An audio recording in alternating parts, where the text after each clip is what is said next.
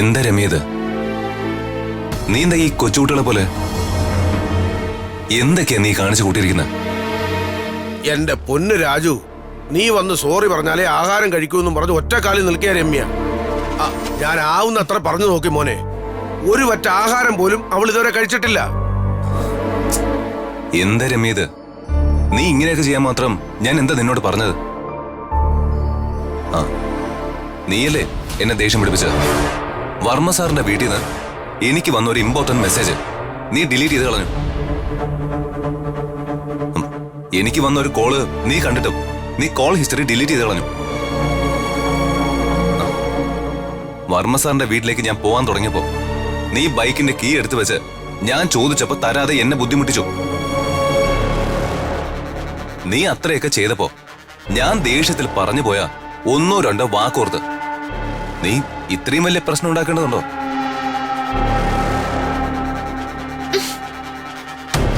ഒന്നോ രണ്ടോ വാക്കുകളോ? രാജു എന്റെ മുഖത്ത് നോക്കി എനിക്ക് ഭ്രാന്താണോന്ന് ചോദിച്ചില്ലേ? എന്താ മോളെ ഇത്? ഈ നിസ്സാര കാര്യത്തിന് നീ ഇങ്ങനെ പ്രശ്നം ഉണ്ടാക്കിയാലോ? നീ അച്ഛന്റെ അവസ്ഥയൊന്ന് ആലോചിച്ചു. നിന്റെ അമ്മ ഈ പാവം അച്ഛനെ എന്തെല്ലാം വാക്കുകൾ ഉപയോഗിച്ചാ വഴക്ക് പറയുന്നത് നിനക്കറിയില്ലേ? അത് വെച്ച് നോക്കുമ്പോ ഇത് വെറും നിസ്സാരം. അച്ഛൻ എന്തിനാ ഇടയ്ക്ക് കയറി സംസാരിക്കുന്നേ? ഞാൻ സംസാരിക്കുന്ന രാജുവിനോടാ.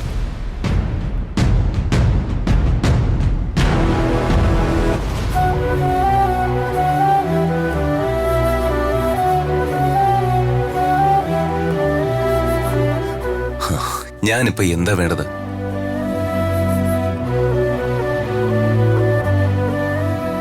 ശരി, സമ്മതിച്ചു. ഞാൻ നിന്നോട് അങ്ങനെയൊന്നും സംസാരിക്കാൻ പാടില്ലായിരുന്നോ?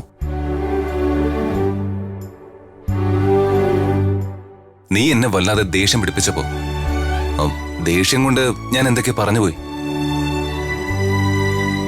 ഞാൻ ആ പറഞ്ഞതൊക്കെ നിന്നെ ഇത്രയും വിഷമിപ്പിക്കുമെന്ന് ഞാൻ അറിഞ്ഞിരുന്നില്ല. നിനക്ക് വേണ്ടത് ക്ഷമാപണമല്ലേ? ഞാൻ നിന്നോട് ക്ഷമ ചോദിക്കുന്നു.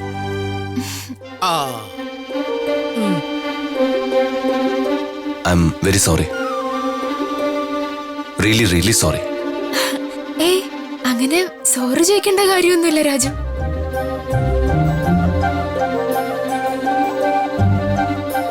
നമുക്കിടയിൽ ഈ സോറിയുടെ ഒക്കെ ആവശ്യമുണ്ടോ?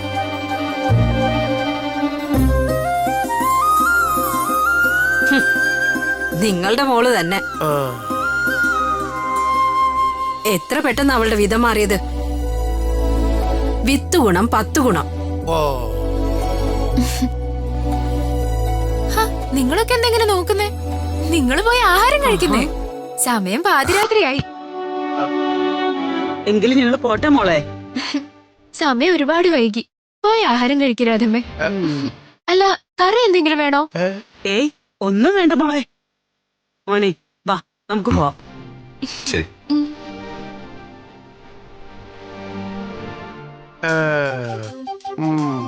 ഒരു പെരുമഴ തോർന്നത് പോലുണ്ട്. പാവോളെ, വിശന്നിട്ട് വയ്യ, നമുക്ക് ആഹാരം കഴിക്കാം. വാ.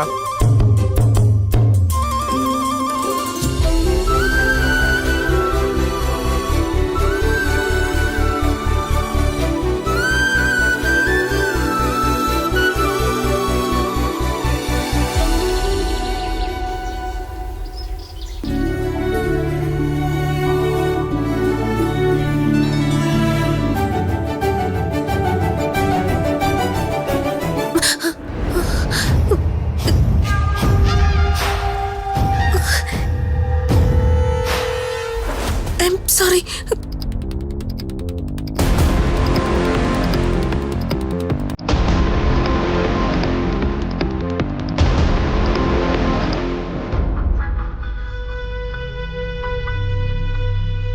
അമ്മേ, അമ്മേ കോഫി കുടിച്ച്. എന്താടാ? അമ്മ ആകെ ടെൻഷനാണെന്ന് തോന്നുന്നു. അമ്മയൊന്ന് ഉഷാറാവാനായി ഞാനൊരു കോഫി അടിച്ചതാ. ഇടയ്ക്കിടയ്ക്കുള്ള നിന്റെ ഈ കിച്ചണിലേക്കുള്ള പോക്കേ അത്ര നല്ലതിനല്ല. പാടില്ലാത്തത് വല്ലതുമാണ് നിന്റെ മനസ്സിലെങ്കിൽ നിന്റെ തൊലി ഞാൻ ഒരിക്കും. മനസ്സിലായോ? അയ്യോ അമ്മേ. പ്രതിവേട്ട, ബ്രേക്ക്ഫാസ്റ്റ് കഴിക്കാം. നീ ശേഖരനെ വിളിക്കാം, ഞാനേ പോരാ. അമ്മേ ദേ ആ, പ്രതാപ ബ്രേക്ക്ഫാസ്റ്റ് കഴിക്കുന്നില്ലേ? ഞാൻ പോരാ, നിങ്ങളിരിക്കും. ആ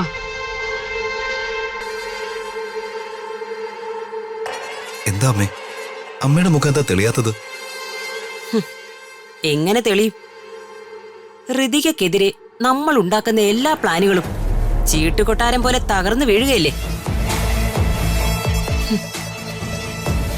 നിന്റെ കയ്യിലുണ്ടായിരുന്ന വീഡിയോ കൊണ്ട് ശ്രമിച്ചു നോക്കി, നടന്നില്ല.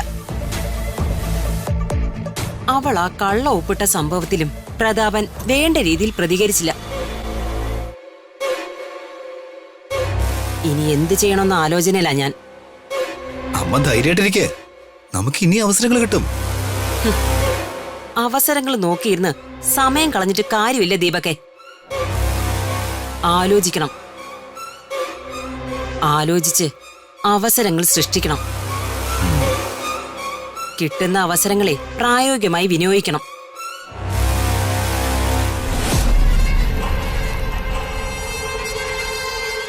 മന്ത്രി പ്രതാപ് വർമ്മക്ക് ജയ്, മന്ത്രി പ്രതാപ് വർമ്മക്ക് ജയ്, ശരി, ഞാൻ വിളിക്കാം. പ്രതാപ് വർമ്മക്ക് ജയ്, മന്ത്രി പ്രതാപ് ശേഖരാ. വർമ്മക്ക് ജയ്, പ്രതാപ് വർമ്മക്ക് ജയ്, എന്താ ചേട്ടാ, പ്രതാപ് വർമ്മക്ക് എന്താ അവിടെ ഒരു ബഹളം? പ്രതാപ് വർമ്മക്ക് ഞാൻ നോക്കാം ചേട്ടാ. പ്രതാപ് വർമ്മക്ക് ജയ്, സർ, സാറിനെ കാണാൻ വേണ്ടി കലാം നഗറിൽ നിന്ന് കുറച്ച് ആൾക്കാർ എത്തിയിട്ടുണ്ട്.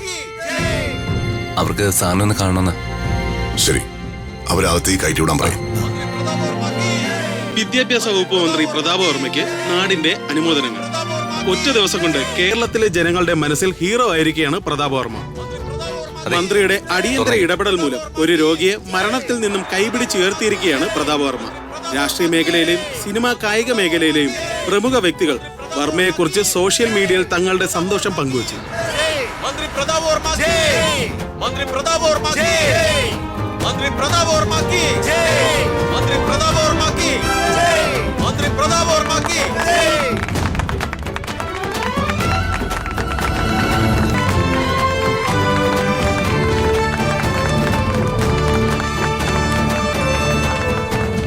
എന്താ രാജു ഇതൊക്കെ? സർ, ഞങ്ങൾ കലാഗ്രാമത്തിലെ താമസക്കാരാണ്. വർമ്മ സാറ് ഞങ്ങളോട് ക്ഷമിക്കണം. ക്ഷമിക്കാനോ? എന്തിന്? വർമ്മ സാറ് കഴിഞ്ഞ ഇലക്ഷന് മത്സരിച്ചപ്പോ ഞാൻ ഉൾപ്പെടെ ഞങ്ങളുടെ നാട്ടുകാര് ഇലക്ഷൻ വർക്ക് ചെയ്തതും വോട്ട് ചെയ്തതും വർമ്മ സാറിന്റെ എതിർ സ്ഥാനാർത്ഥിക്ക് വേണ്ടിയാണ്. ഞങ്ങളുടെ കൂട്ടത്തിൽ ഒരാൾക്കൊരു ആവശ്യം വന്നപ്പോ അന്ന് ഞങ്ങളുടെ മുന്നിൽ നിന്ന പലരുടെയും വീടുകളിൽ കയറി ഇറങ്ങി. പക്ഷെ കോടീശ്വരന്മാരായ ആരും ഈ കുട്ടിയെ സഹായിച്ചില്ല. ഈ കുട്ടിക്ക് വേണ്ട ധനസഹായം പരമാവധി വേഗത്തിൽ കിട്ടി. ഈ ചേട്ടന്റെ ജീവൻ തിരിച്ചു കിട്ടാൻ കാരണം വർമ്മ സാറിന്റെ ഒരു ഒപ്പ.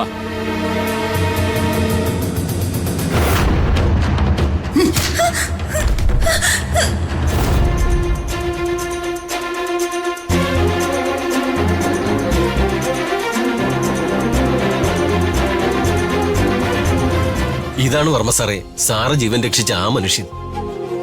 അതിനുശേഷം കുമാരി ചേച്ചിയുടെ മകന്റെ ഓപ്പറേഷനും സാറ് പണം നൽകി സഹായിച്ചു. രാഷ്ട്രീയപരമായി വർമ്മ സാറിനെ ഞങ്ങളൊരു ശത്രുവായിട്ടാണ് കണ്ടിരുന്നത്.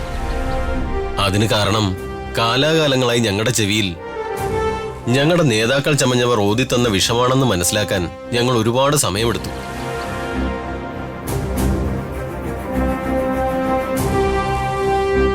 ഇനി മുതൽ ഞങ്ങൾ വർമ്മ സാറിന് ഒപ്പമാണ്. വർമ്മ സാർ की जय, वर्मा सार की जय, वर्मा सार की जय, वर्मा सार की जय, वर्मा सार की जय, वर्मा सार की जय, वर्मा सार की, वर्मा सार की. നിങ്ങളുടെ ഈ പ്രശംസയ്ക്ക് ഞാൻ അർഹനാണോ എന്ന് എനിക്കറിയില്ല. നിങ്ങളുടെ എല്ലാ പ്രശംസകൾക്കും നന്ദി. ഞാൻ എന്റെ എതിർ കക്ഷിക്കാരെ എന്റെ രാഷ്ട്രീയ ശത്രുക്കളായല്ല, രാഷ്ട്രീയ സുഹൃത്തുക്കളായാ കാണുന്നേ.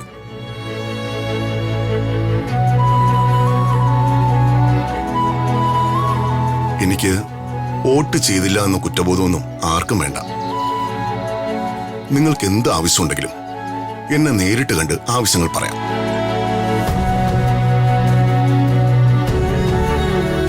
നിങ്ങളും എനിക്കെന്റെ സുഹൃത്തുക്കളും സഹോദരങ്ങളും അച്ഛനമ്മമാരുമാണ്. ഇപ്പൊ എങ്ങനെയുണ്ട് ചേട്ടാ? സാറിന്റെ ദയ കൊണ്ട് മാത്രമാണ് എനിക്ക് എന്റെ ജീവൻ തിരിച്ചു കിട്ടിയത്. സാറിന്റെ ദൈവമാണ്. ഏയ്, അങ്ങനെ വലിയ വാക്കൊന്നും പറയില്ല ചേട്ടാ. സാർ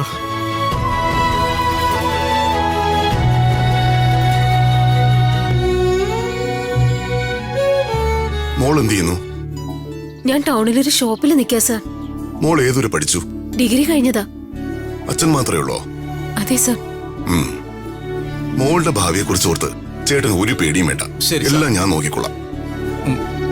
ഇത് രാജു, എന്റെ PA.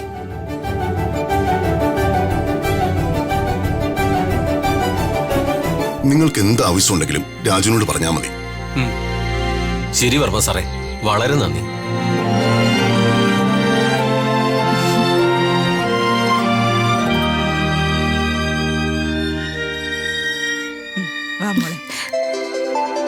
സർ, സിഎമ്മിന്റെ കോള. നമസ്കാരം സർ. നമസ്കാരം വർമ്മ. TV ഓൺ ചെയ്താൽ മൊത്തം താനാണല്ലോ. TV ഓൺ ചെയ്. താനെന്താ ധനസഹായ ഫണ്ടിൽ നിന്ന് സഹായം നൽകിയെന്നോ? അത് പോരാഞ്ഞിട്ട് സ്വന്തം കാശുകൊണ്ട് ഒരു വിധവയായ സ്ത്രീയുടെ മകന്റെ ഓപ്പറേഷൻ നടത്തിയെന്നോ ഒക്കെ ആണല്ലോ കേട്ടത്. അയ്യോ സർ, ഞാനതൊന്നും പബ്ലിസിറ്റിക്ക് വേണ്ടി ചെയ്തതല്ല. മന്ത്രി പ്രതാപവർമ്മയ്ക്ക് കേരളക്കരയുടെ അഭിനന്ദന പ്രവാഹം. ഇതുവരെ തന്റെ നിയോജക മണ്ഡലത്തിലുണ്ടായിരുന്ന ആർക്കും കലാനഗറിലെ ജനങ്ങളുടെ പ്രീതി പിടിച്ചു പറ്റാൻ സാധിച്ചിട്ടില്ല. തനിക്കത് സാധിച്ചെങ്കിൽ താൻ ഉറപ്പിച്ചോ, അടുത്ത തവണയും തന്റെ മണ്ഡലത്തിൽ താൻ തന്നെ ജയിക്കും, കൂടുതൽ ഭൂരിപക്ഷത്തോടെ. Thank you sir.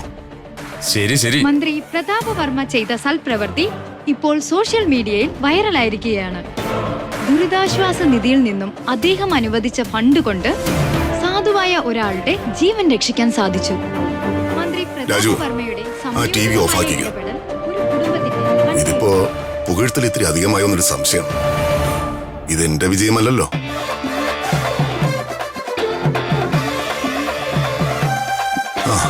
വാ, നമുക്കെല്ലാവർക്കും ഒരുമിച്ചിരുന്ന് ഭക്ഷണം കഴിക്കാം.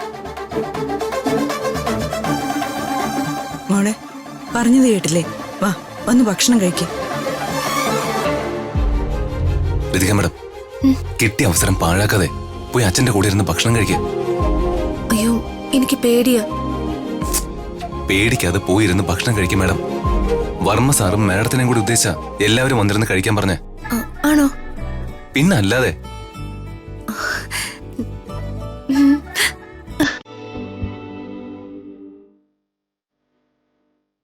ഭഗവാനെ, കൃഷ്ണ, എങ്ങനെ നിന്നോട് നന്ദി പറയണമെന്ന് എനിക്കറിയില്ല. വലിയൊരു കുരുക്കിൽ നിന്ന് ഞാൻ രക്ഷപ്പെട്ടത്. ധന്യയുടെ നാട്ടിലെ ആളുകൾ വന്ന് നന്ദി പറഞ്ഞില്ലായിരുന്നെങ്കിൽ, ടിവിയിൽ അച്ഛനെ കുറിച്ച് നല്ല ന്യൂസ് വന്നില്ലായിരുന്നെങ്കിൽ ഞാൻ ശരിക്കും പെട്ടുപോയനെ. നീയാണ് ശരിക്കും അത്ഭുതം കാണിച്ചത്. ഇപ്പൊ നീ കാണിച്ച അത്ഭുതം പോലെ ഇനിയും അത്ഭുതങ്ങൾ എന്റെ ജീവിതത്തിൽ കാണിച്ച് എനിക്കും അച്ഛനും ഇടയിലുള്ള അകലം നീ ഇല്ലാതാക്കില്ലേ കൃഷ്ണ?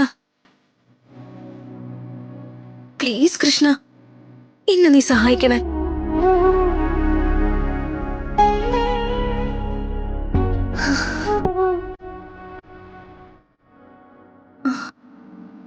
ഓ, അത് ശരി. അപ്പൊ ക്രെഡിറ്റ് മുഴുവൻ മാഡം കൃഷ്ണന് നൽകിയല്ലേ? രാജു എന്നോട് മിണ്ടണ്ട. ഒരു അത്യാവശ്യത്തിന് കോൾ ചെയ്യുമ്പോ രാജു ഫോൺ അറ്റൻഡ് ചെയ്യില്ല. പോട്ടെ, ഞാൻ അയച്ച മെസ്സേജിന് രാജു റിപ്ലൈ ചെയ്തോ? എന്നിട്ടിപ്പോ എല്ലാം കഴിഞ്ഞപ്പോ വന്നിരിക്കുന്നു. എനിക്കിനി രാജുവിന്റെ മുഖം കാണണ്ട. You are such an idiot. അയ്യോ മാഡം, ഇങ്ങനെ ദേഷ്യപ്പെടല്ലേ. മാഡം, ഞാൻ പറയുന്ന ഒന്ന് കേക്ക്. വേണ്ട രാജു, എനിക്ക് രാജുവിന്റെ ന്യായങ്ങൾ ഒന്നും കേൾക്കണ്ട. എനിക്കതിനുള്ള സമയവും ഇല്ല. രാജു മനഃപൂർവ്വേ ലേറ്റ് ആയതാണോന്ന് എനിക്ക് സംശയമുണ്ട്. ഞാൻ എന്തിനാ മാഡം അങ്ങനെ ലേറ്റ് ആവുന്നത്? ഇവിടെ ചിലരൊക്കെ എന്റെ സമാധാനക്കേടാണല്ലോ ആഗ്രഹിക്കുന്നത്. രാജു ഇപ്പൊ അവരുടെ കൂടെ ആണോന്നാ എനിക്ക് സംശയം. അച്ഛൻ എന്നെ അടിച്ചപ്പോ രാജുവിന്റെ മുഖത്ത് വന്ന വിഷമം അഭിനയായിരുന്നില്ലേ? രാജു ശരിക്കും മനസ്സിൽ സന്തോഷിക്കായിരുന്നില്ലേ? രാജു എന്റെ വിഷമം കണ്ട് ആസ്വദിക്കുകയാണോന്ന് എനിക്ക് സംശയമുണ്ട്. രാജു ശരിക്കും ആട്ടം തോലണിഞ്ഞ ചെന്നയ്യ.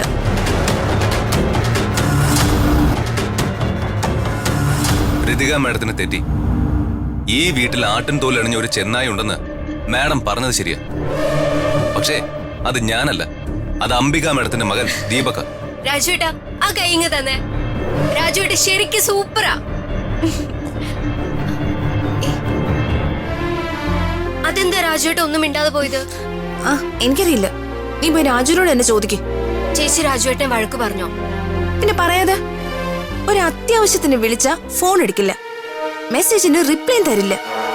ഞാൻ കണക്കിന് കൊടുത്തിട്ടുണ്ട്. അയ്യോ ചേച്ചി, ചേച്ചി എന്ത് പണിയായി കാണിച്ചേ? എന്റെ മനസ്സിൽ തോന്നിയത് ഞാൻ മുഖത്ത് നോക്കി പറഞ്ഞു. ഇനി ഇത് ആവർത്തിക്കാൻ പാടില്ലല്ലോ. ആണോ? എങ്കി ചേച്ചി ഇതൂടെ കേട്ടോ.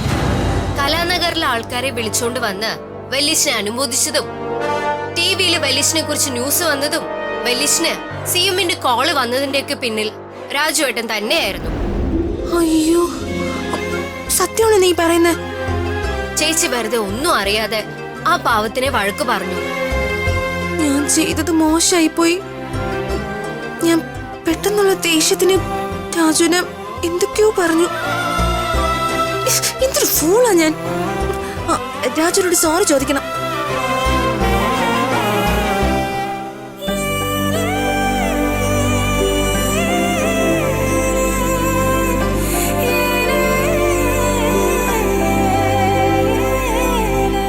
രാജു,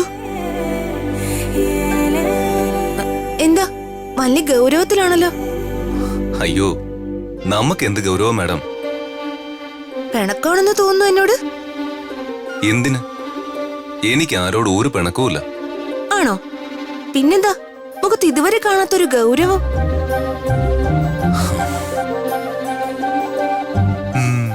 ഇപ്പൊ ശരിയായില്ലേ?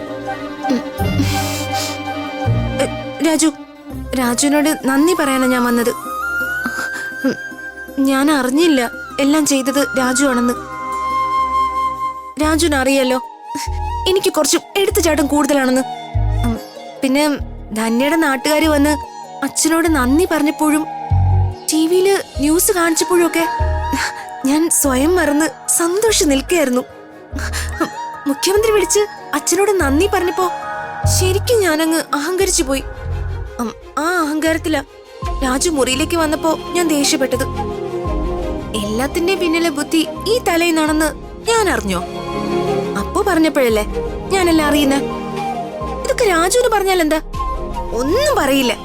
എന്നിട്ട് എന്റെ കയ്യിൽ നിന്ന് വഴക്കും കേൾക്കും. രാജുവിനോട് വഴക്ക് കൂടിയതിന് മാപ്പ് ചോദിക്കാനാ. മാഡം എന്താ ഈ പറയുന്നത്? എന്തിനാ മാഡം എന്നോട് മാപ്പ് ചോദിക്കുന്നത്? അതിന്റെ ഒന്നും ആവശ്യമില്ല. മാഡം മാപ്പൊന്നും പറയണ്ട. ഓഹോ, രാജു എന്ത് വിചാരിച്ചു? ഞാൻ രാജുവിനോട് മാപ്പ് പറയുന്നോ? രാജുവിന്റെ മനസ്സിലെടുപ്പ് കൊള്ളാലോ. എന്നെ സേവ് ചെയ്യേണ്ടതേ രാജുവിന്റെ കടമയാ. ജീവൻ പണയം വെച്ചിട്ടാണെങ്കിലും എന്നെ എന്ത് പ്രശ്നങ്ങളിൽ നിന്നും രക്ഷിക്കുമെന്ന് രാജു എനിക്ക് വാക്ക് തന്നിട്ടുണ്ട്. കുറച്ച് ലേറ്റ് ആയിട്ടാണെങ്കിലും ഇത്തവണയും രാജു പറഞ്ഞ വാക്ക് പാലിച്ചു. ആ, ഞാനിങ്ങനെയൊക്കെ പറഞ്ഞു വെച്ചേ സ്വയം ഞാനൊരു മഹാസംഭവമാണെന്നൊന്നും രാജു വിചാരിക്കണ്ട. അയ്യോ ഇല്ലേ, ഋതിക മഹാറാണി പറയുന്നത് പോലെ ഈ രാജുവിന്റെ ഒരു കടമ മാത്രമാണ് ചെയ്തത്. അവിടുന്ന് വിചാരിക്കുന്നത് പോലെ ഈ ഉള്ളവന്റെ മനസ്സിലെ ഒരു അഹംഭാവവും ഇല്ലേ? ഇല്ലെങ്കിൽ രാജുവിന് കൊള്ളാം. മാഡത്തിന്റെ ഒരു കാര്യം.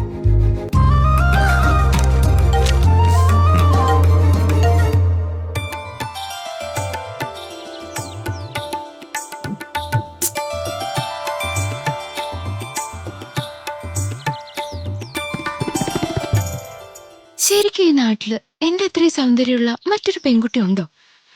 ഇല്ല. എന്നിട്ട് രാജുവിനെന്താ എന്നൊരു മൈൻഡ് ഇല്ലാത്ത?